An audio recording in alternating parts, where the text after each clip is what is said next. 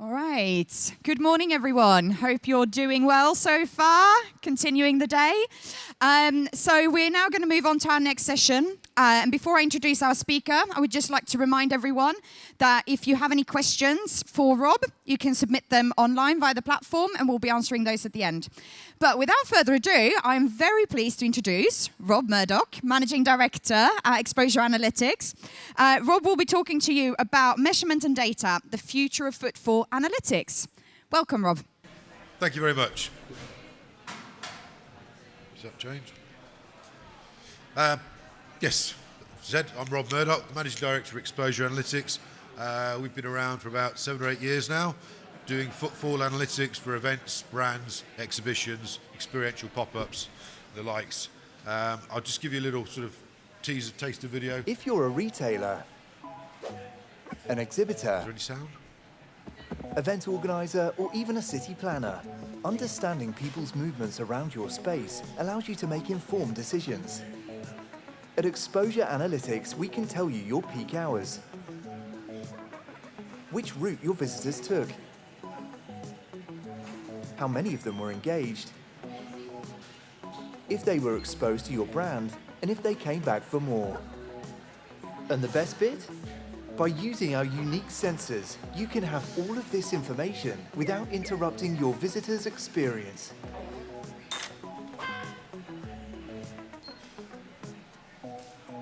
Exposure Analytics. Stop guessing, start measuring. So that's one of the things we say, stop guessing, start measuring, because people guess about the footfall, how many people are there. They use their eyeballs, think, oh, it's about 50 people. We're not really sure. Use data, measure it, and get that data correctly. Just show you some of the clients that use us. We've done over 4,000 events now across the world. These are some of our clients.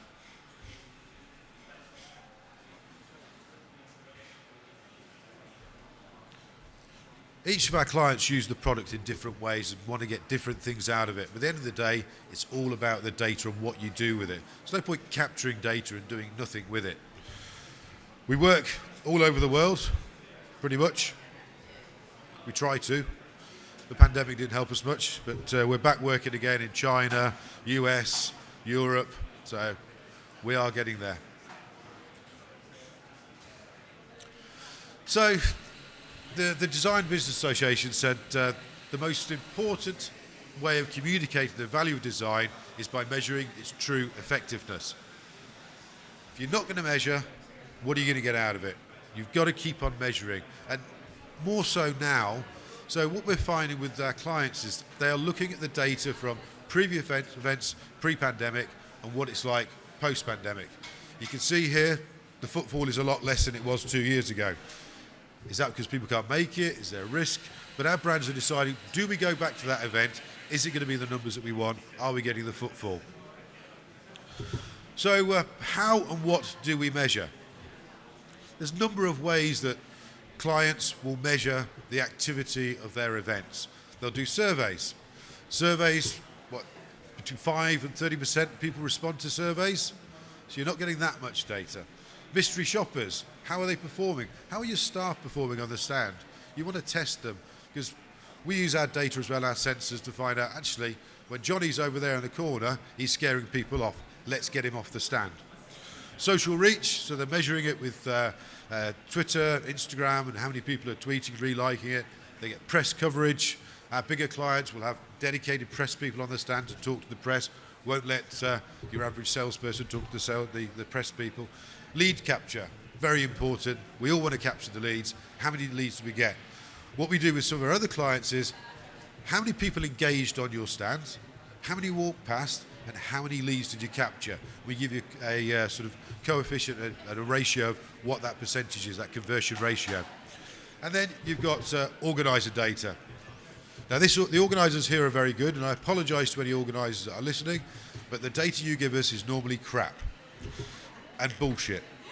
So you need to wake up and start giving true data so that we believe you. You've got to trust that data. We did an event for Canon at Photokina, and we measured 80,000 people on their stand. The organisers, now their stand was right at the entrance, You had to go past their stand to get into it.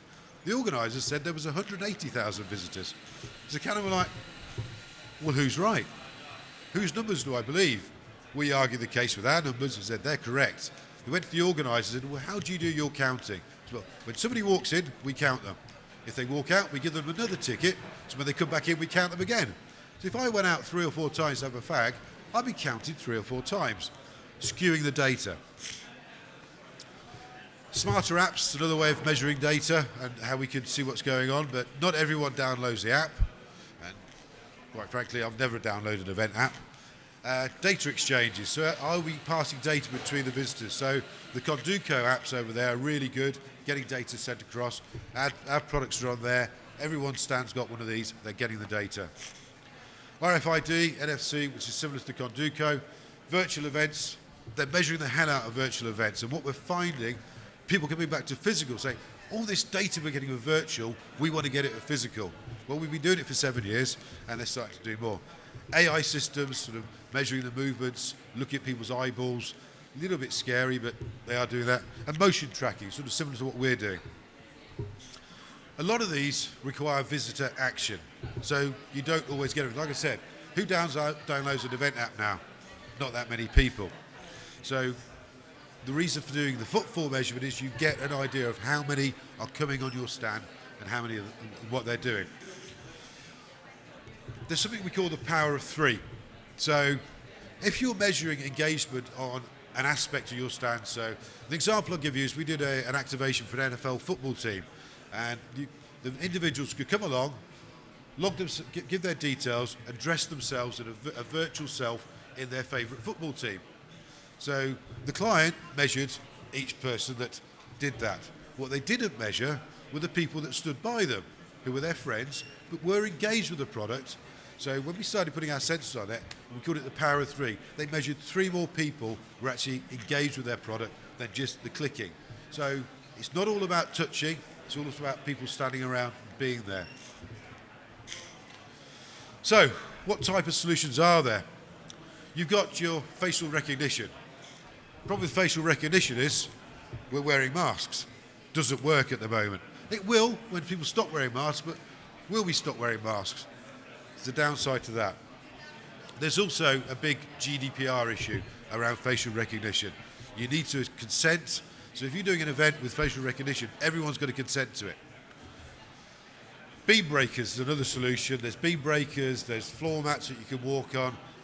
But beam breakers, if I walk in two abreast, it will count me once. So there's 2 of us walking there, it will count us once. It's not that accurate. Then I'll go on to our products. So we use stereoscopic sensors. So we've got them around the hall here, and they're looking down, counting heads. So it's GDPR compliant, and we can monitor the movement of you. And then we use traditional Wi-Fi sensors that pick up the Wi-Fi signal from your mobile device, and we can then see how close you are to the stand, whether you're engaged, whether you're passing, and what you're doing. To give you an idea of some of the data we give you, these are the sort of key features. You get a summary page with total visitors, dwell times, engaged visitor counts, conversion ratios, and it's real-time data that you can actually act on. Some of our clients have got a new product on their stand, and they're like, why is nobody going to that? Oh, we're telling them it's a new product, but it's the wrong product on there. They quickly change it, put the right product on. So the summary page gives you a top line of all the figures. Unique visitors, return visitors, and engaged visitors. And what we're interested in is the engaged visitors, but also how many people walk past your stand and don't actually come on it? What are we doing wrong? Are they just walking straight past us? Why aren't they coming on our stand? Let's take action to do that. And all this information is available real time and post-event. At the end of each day, the data's put up there on the platform, you can see it. Now, we've always done the platform real time, but what we found is nobody ever looks at the data real time because you're running an event, you haven't got time to do it, but it's a comfort that you know it's there. We give you what we call dwell buckets, so you can see the average dwell, how many people stayed there for 30 seconds, how many people stayed there for a minute, 5 minutes, 10 minutes, and you can measure it that way. It's important to know who's there and when they're staying there. The pretty things is the heat maps, so you can see the density of people, where they are on your stand, what they're doing, where they're moving around to, And then there's a product called Tree Map, which is exactly the same as Heat Map, but just in blocks. Marketing people like Tree Map, digital people, data people like Tree Map. Tree Map. We also give you what we call flow, so we can see how people move from one sensor to another. It's not the direct route they take, so we've got multiple sensors here, all dotted around, and we can see the flow and the movement of those people and how they go. So, what is next? What are we going to do next that's going to try and change footfall analytics?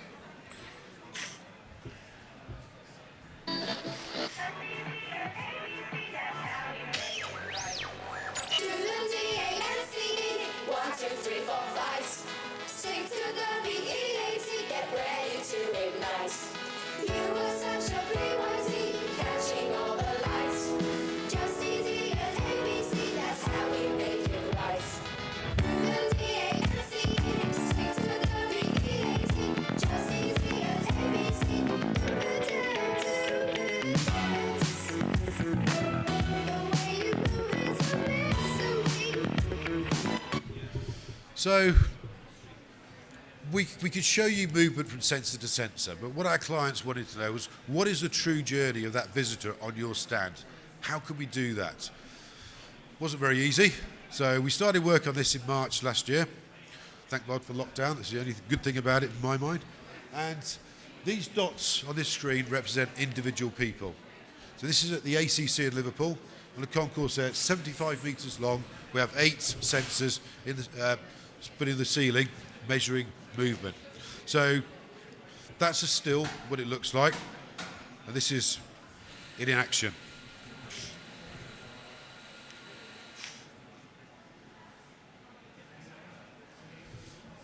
So you might, what's the point of this? What do I get from it? Down in the bottom corner there is a concession zone. And we can draw zones around that, and we can measure the dwell time that people are waiting in those zones. And that one there was about 1 minute 21 seconds, the wait time. On the back here, there's another concession zone. There's lines that people can cross when they go into the toilets, when they're going to which entrances they're using into the auditorium. Imagine that on your stand. You've got key points on that stand. You want to measure how many people are engaged there. What are they spending time there? What's that engagement? It is all about the engagement. So, as I said, you can see here we've drawn lines here, the zones, lines crossed. So, the video there I showed you was from a Genesis concert at the M&S Arena in Liverpool, and we had lines going across the toilet. Interestingly, the ladies' toilets was busier than the men's toilets at Genesis. At McFly concert, the men's toilet was busier than the ladies' toilets. So all the girls were watching McFly, all the men were watching Genesis, is my only assumption with that. What can you do with that data? I don't know, but you can do a lot with it. It's information, but that's a scenario where you're saying that's toilets. Imagine you put that onto your stand and you're measuring something there, a particular area. Are they getting engaged? You've got a speaker on your stand. Are they engaging people? Are they staying there listening to the full 10-minute speech that he's doing? You can check that out. So these are the sort of statistics you get. So you can see the lines, middle of the scene, we had a line across there. How many people walked across that way during the event? Toilet 2, toilet 1, and exits, which exits they're using. So for safety capacity, they can manage, make sure the right exits are being used, people aren't flooding out on one exit. And you've got the graphs across the bottom to see what's going on along each time. Again, that information is real time, but then you look at it post-event as well.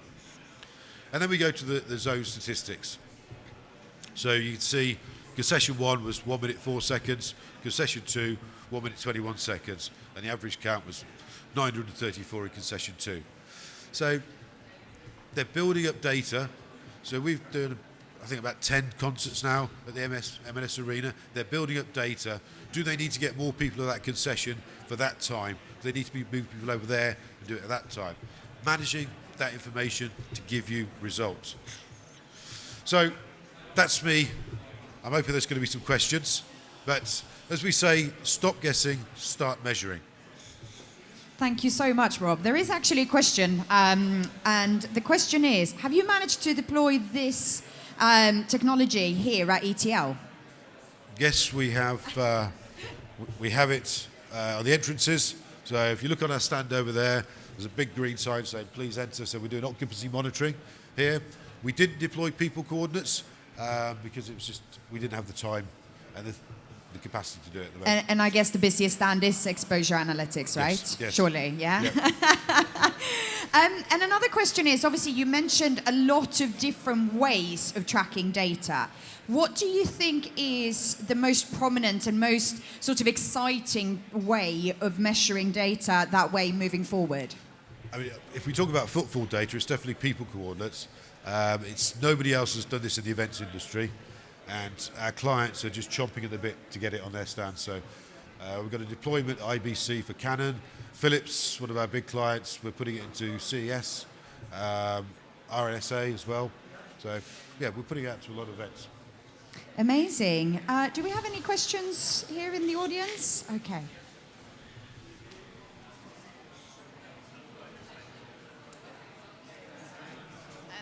Yes, so can you give an example of how this data has been monetized quite directly by an exhibitor or an event organizer? So our exhibitors will, I'll give you an example of Philips, for example. They're told that the footfall is going to be this much where they are, and we're measuring it and it's nowhere near that. They'll go back to the organizer and say, look, you want me back here next year? I'm not paying what I paid for that. I want a better deal because you're not giving me the footfall you promised me. Other ways is it's product positioning. Where am I going to put this product so it's prominent and getting that footfall? We did something for Ford at a motor show, and they had literally, you can make your own Lego figures, and they had it right at the edge of the stand, and they found that the data was showing that loads of people were standing there. Well, what they wanted was people to be in the middle of the stand. So the next day they moved the Lego into the middle of the stand, and lo and behold, people are going onto the middle of the stand. So monetizing it is what they're going to do with the data to improve and get a return on investment. It's really what they're looking at. I guess that's the point, right? If you're using the data correctly and are agile about it, you can change things to monetize things, differently. Yes. So. Yep. Amazing. Well, thank you so much, Rob. That's been very exciting. And thank you all for joining. And we'll see you later. Thank you. I'm going home now.